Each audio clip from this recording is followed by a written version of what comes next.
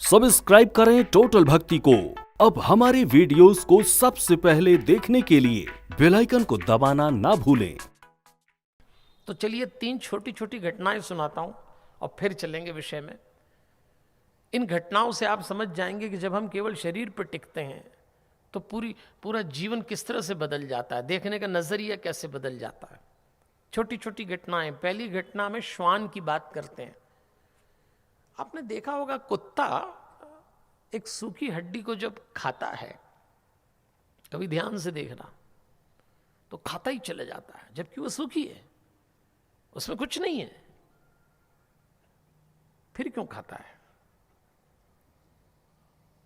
क्योंकि कुत्ता जब सूखी हड्डी को खाता चला जाता है तो कुत्ते के मसूड़े से ही खून निकलता है और वो अपना ही खून पी के ये समझता है कि स्वाद सूखी हड्डी में है, जबकि स्वाद उसका खुद के रक्त का है, इसलिए खाया चला जाता। देख लेना कभी। अब इसको ध्यान में रखना है, अपन सब भी ऐसा ही करते हैं, किसी श्वान से कम थोड़ी है। उस विषय को इतना खाते हैं कि वो विषय आपको खाने लगता है।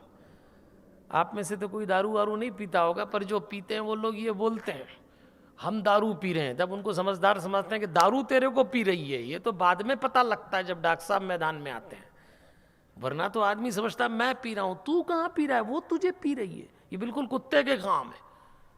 तो आप में से जब कोई सिगरेट पिए, आप में से जब कोई तंबाकू खाए, आप में से जब कोई दारू पिए, तो जरा कुत्ते की हड्डी और कुत्ते की तस्वीर सामने ले आना, तो आपको समझ में प्राप्त हो जाएगा कि आप क्या कर रहे हो।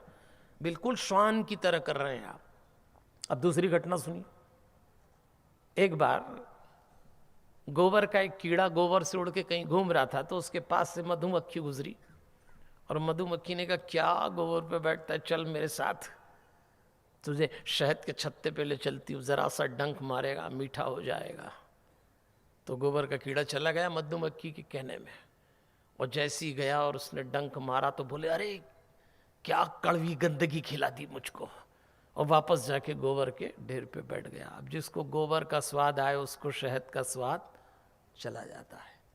आप भी देख लें, हमने अपनी जिंदगी में कई स्वाद ऐसे बनाए जो वास्तव में गोबर के हैं, और जीवन में जब शहद आता है तो हमको समझ नहीं आता। और तीसरा उदाहरण,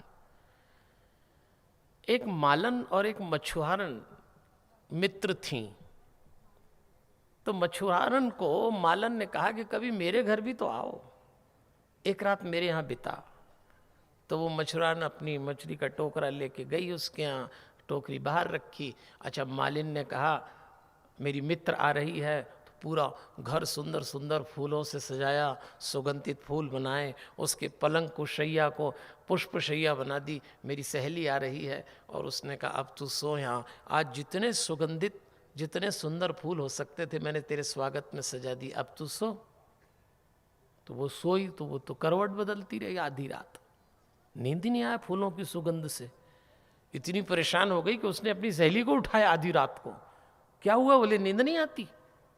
फिर बोले तू तो मेरी वो मछली की टोकरी ले आ, मेरे पास में रखूंगी तभी नींद आएगी। यही सब हम कर रखे हैं। सारे जीवन का सुगंधित वातावरण अच्छा नहीं लगेगा, मछली की दुर्गंध अच्छी लगती है। हम लोग इतने आदी हो गए भोग विलास विषय वृत्ति से कि हमें ये भान ही चला गया कि जीवन की सुगंध कहीं और है। हम जीते हैं शरीर पे, हम जीते हैं मन पर ध्यान रखिए जीवन की सुगंध यहीं कहीं है तो वो आत्मा पर है। इस वीडियो को लाइक और शेयर जरूर करें। आप हमारे चैनल को सब्सक्राइब भी कर सकते हैं।